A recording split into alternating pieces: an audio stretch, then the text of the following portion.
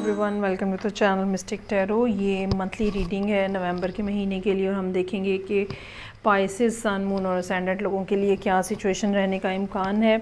अच्छा, tarot reading करने से पहले मैं थोड़ा सा आज टाइम लूँगी एस्ट्रोलॉजी के लिए और हम देखेंगे कि एस्ट्रोलॉजिकली क्या सिचुएशन है पाइसेस लोगों के लिए, स्पेशली अगर आप पाइसेस असेंडेंट हैं तो ये चीज़ें जो हैं ये आपके लिए हेल्पफुल साबित हो सकती हैं।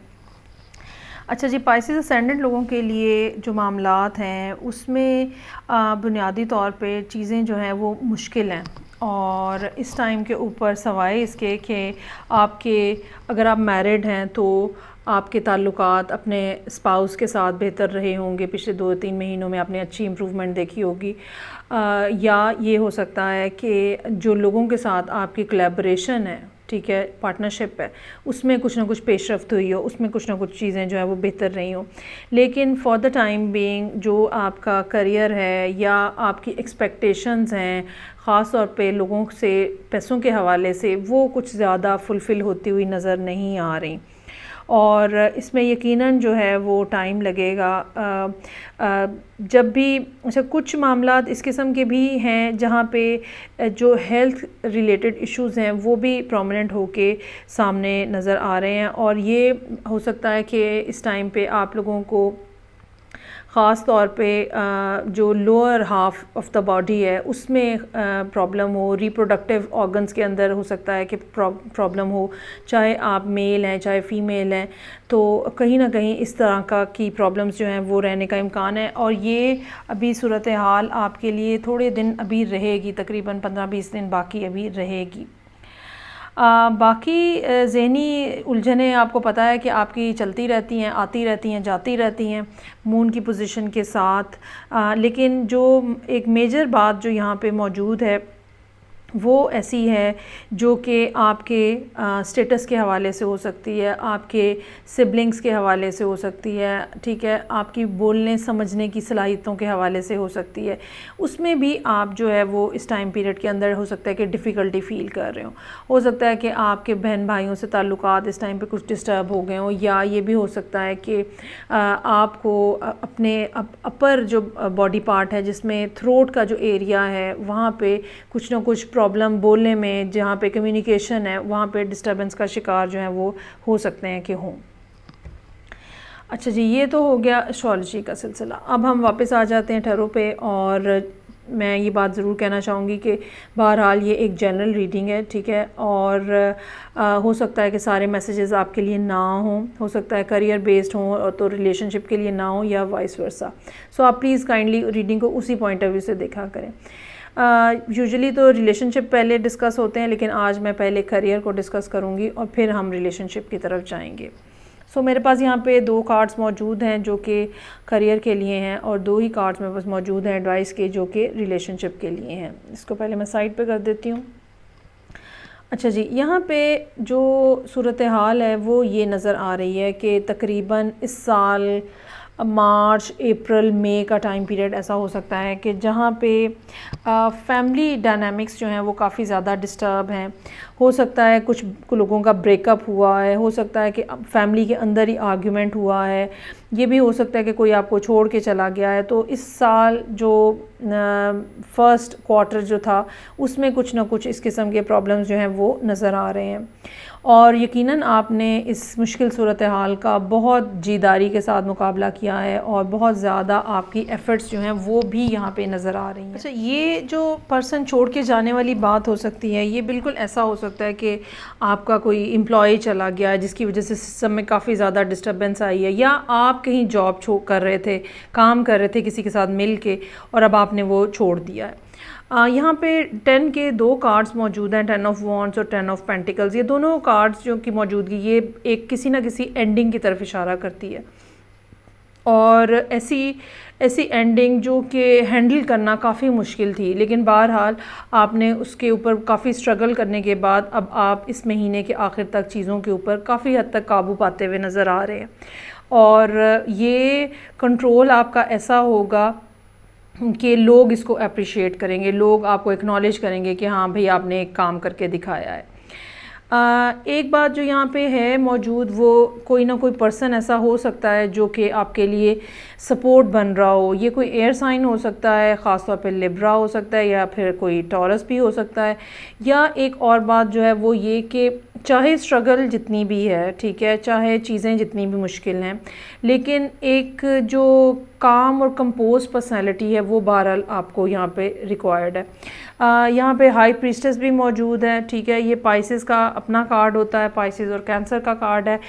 ये भी अगेन आपसे डिमांड कर रहा है कि आपको कामली बैठने की ज़रूरत है। एंग्ज़ाइटी में अपने आप को ना डालें या एंग्ज़ाइटी में से निकलने की कोशिश करें अगर ऑलरेडी एंग्ज़ाइटी मौजूद है। एक इस यकीन के साथ कि चाहे सूरत हाल एट द फ्रंट ठीक नहीं है, चाहे मामलात एट द फ्रंट ठीक नहीं है, चाहे आपको बहुत ज़्यादा स्ट्रगल का फैक्टर आपके सामने है, इसके बावजूद there is something which is brewing under the carpet और बिहाइंड द कर्टन, और आपको उसके होने का यकीन भी होना चाहिए और इंतज़ार भी होना चाहिए।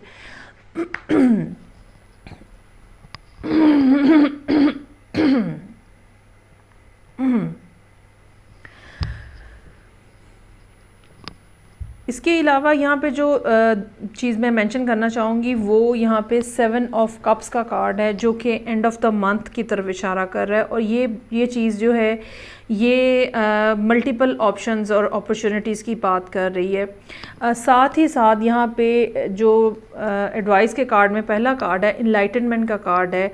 ये इनलाइटनमेंट यकीनन आपको दो तरह से मिलती हुई नज़र आ रही है। एक तो आपके अपने एक्सपीरियंसेस जो हैं वो आपको इनलाइट कर रहे हैं, लेकिन कोई ना कोई सुपर नेचुरल सुपर ह्यूमन चीज़ जो है वो भी आपको गाइड कर रही है। सो बेहतर ये है कि अपने आप को आप इसी फ्रेम ऑफ माइंड में रखें जहाँ पे आप ये एनर्जेटिकली जो चीज़ें आपको मिल रही हैं उनको डाउनलोड कर सकेंगे, आपको लीड करेंगी, आपको बताएंगी कि आपको कौन सी डायरेक्शन में आगे बढ़ना है।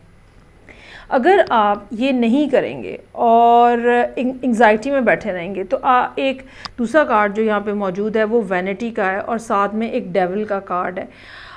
बहुत ज़्यादा काम का प्रेशर, लाइबिलिटीज़ का बहुत ज़्यादा प्रेशर, लोगों की तरफ से बहुत ज़्यादा प्रेशर, ये सारी चीज़ें जो हैं ये आपके ऊपर फिर हावी हो जाएंगी और आपको फिर हैंडल करना मुश्किल होगा। इसमें कोई शक नहीं कि जो सर्कमस्टेंसेस हैं आपके अराउंड वो ऐसे हैं जो कि मुश्किल हैं, जो कि जिनको कैरी करना इस सिचुएशन को यकीनन आपके लिए मुश्किल है।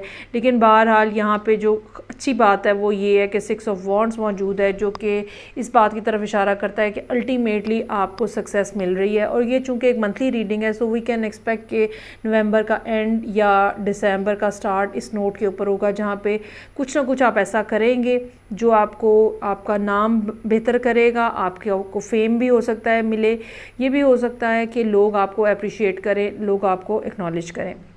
बाकी मीनवाइल जो काम है वो बहुत ज़्यादा तेज़ी से जारी है, मुसलसल आप अंत तक मेहनत कर रहे हैं, मुसलसल आप चीज़ें बना रहे हैं, प्रोड्यूस कर रहे हैं, और ये चीज़ भी अल्टीमेटली आपके लिए फेवर में साबित होगी।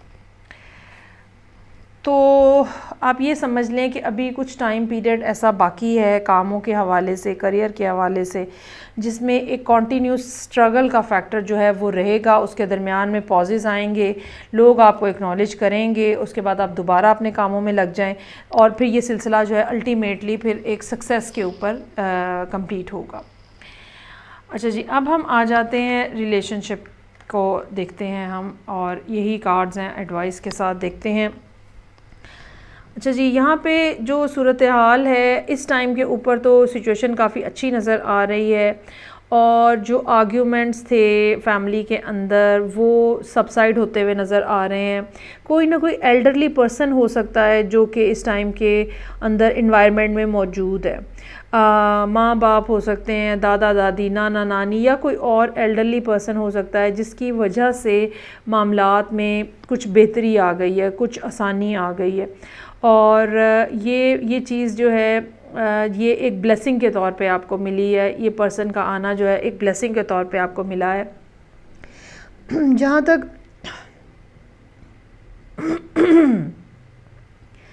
जहाँ तक इस बात का ताल्लुक़ है कि जो अकेलापन है, तन्हाई है, उदासी है, जो कि इस साल के फ़र्स्ट क्वार्टर से नज़र आ रही है, आपने उसको डील करने का तरीका ये ढूंढा है कि आप अपने आप को मुसलसल काम में मसरूफ़ रखे हुए हैं, which is a good thing in some regard.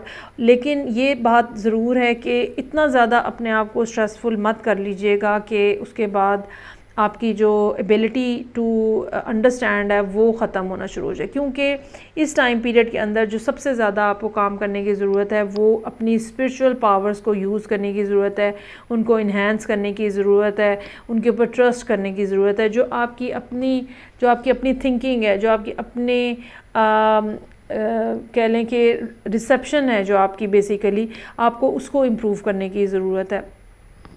जहाँ तक फ़र्दर रिलेशनशिप की बात है, अगर ख़ास तौर पे कोई ब्रेकअप में से आप गुज़रे हैं तो जो फ़र्दर अब रिलेशनशिप की बात है, आपको उसके बारे में भी बड़ा एक ख़ौफ़ है, एक डर है, और इसीलिए शायद लोग जो आपको अप्रोच कर भी रहे होंगे तो आप उनको रेजिस्ट कर रहे हैं, नहीं नहीं अभी ठहर जाए, नहीं नहीं अभी नहीं।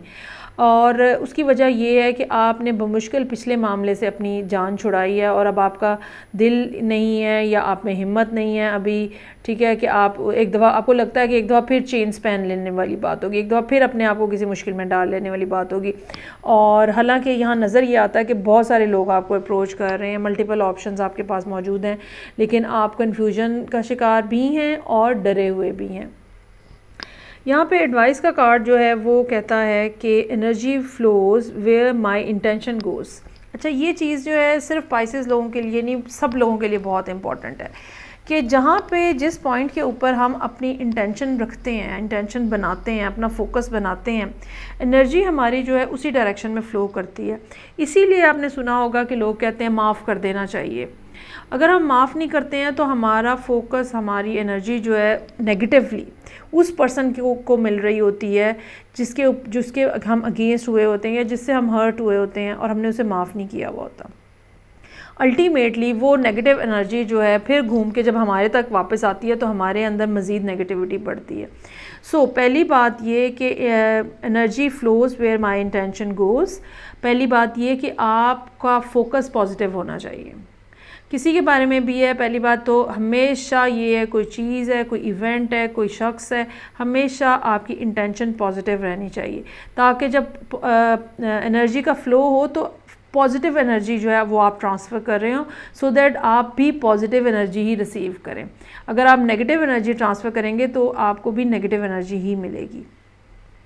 अच्छा, दूसरा कार्ड जो है वो कहता है in any moment I can surrender to the powerful presence of love through prayer, contemplation and stillness. ये जो 3 लफ्ज़ हैं ना, प्रेयर, कॉन्टम्पलेशन एंड स्टिलनेस, ये ऐसे हैं जो समझ लें कि पाइसेस का कोर है। और ये वो लोग होते हैं, पाइसेस वो लोग होते हैं जिनकी कंसंट्रेशन बहुत होती है, फोकस बहुत बना हुआ होता है और नेचुरली ऐसा होता है जिसको ये मज़ीद इन्हांस कर सकते हैं। इनकी दुआ कबूल होती है। ये अगर अपनी एनर्जी के अंदर बैठे होंगे तो ये फोर्स ही करने की एबिलिटी इनके अंदर होती है। तो आपको भी ये करने की ज़रूरत है। आपको you just need to sit in your own energy और एक स्टिलनेस की ज़रूरत है। वो जो बहुत ज़्यादा सोचें जहन में चल रही हैं उसको निकालें, ठीक है, और अपने आप को ग्राउंड करें, मेडिटेशन करें। इस महीने की डिमांड, रिक्वायरमेंट ही ये है। जब तक आप अपने आप को स्टिल नहीं कर लेंगे, और स्टिल करने का एक और जो बात होती है वो ये कि जब तक आपका पूरा यकीन नहीं बन जाएगा कि जो होगा मेरी बेहतरी में होगा, तब तक आपको मोहब्बत का एहसास नहीं हो सकेगा। ना आप अपने से मोहब्बत कर सकेंगे, ना आप किसी और को दे सकेंगे। मोहब्बत सिर्फ़ या लव जो है एक बड़ी यूनिवर्सल किस्म की हकीकत है, ठीक है। उसको हम ये नहीं कह सकते कि वो कोई रोमांस है। यहाँ पे एक और अंदाज़ में लव की बात की जा रही है, यहाँ पे एक और अंदाज़ में मोहब्बत को डिस्क्राइब किया जा रहा है। सो जब तक आपके लिए इस महीने का जो काम है, बेसिकली होमवर्क जो है वो आपको प्रेयर, कॉन्टम्पलेशन और स्टिलनेस की ज़रूरत है। जो चीज़ आपको डिस्टर्ब कर रही है उसके बारे में भी दुआ मांगे कि वो आपके हक़ में बेहतर हो जाए या तब्दील हो जाए, और जो चीज़ आप हासिल करना चाहते हैं उसके लिए भी आप दुआ मांगे कि आपके लिए उसमें बेहतरी रहे। कभी भी किसी को भी ये दुआ नहीं मांगनी चाहिए कि मेरा ये काम ऐसे ऐसे हो जाए। आप अपने आप को रिस्ट्रिक्ट कर रहे होते हो, क्योंकि हम वो चीज़ फोर्स ही नहीं कर रहे होते कि असल में हमारी इम्प्रूवमेंट या बेटरमेंट किस चीज़ के अंदर है।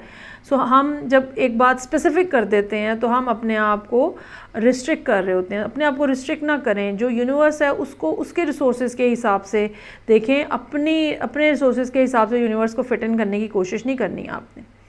ठीक है जी। सो ये सूरत हाल है जो कि इस महीने पाइसेस लोगों के लिए है मौजूद, और मेरा ख़्याल है कि आप मेरी एडवाइस के ऊपर अगर काम करेंगे तो यकीनन ये एक तो मेरा ख़्याल है कि आप करेंगे, और आई रियली बिलीव कि उधर से आपको रिज़ल्ट भी जो है वो मिलेंगे। नॉर्मली अगर कोई और रीडिंग देख रहा होगा शायद वो समझ ना पाए, लेकिन being a Pisces person, if you are a true Piscean, you can understand what I am talking about. ठीक है जी। सो ये हो गई आपके लिए रीडिंग इस महीने की। मैं आपसे नेक्स्ट रीडिंग के साथ फिर मिलूँगी, तब तक के लिए अपना बहुत ज़्यादा ख्याल रखिएगा। खुदा हाफिज़।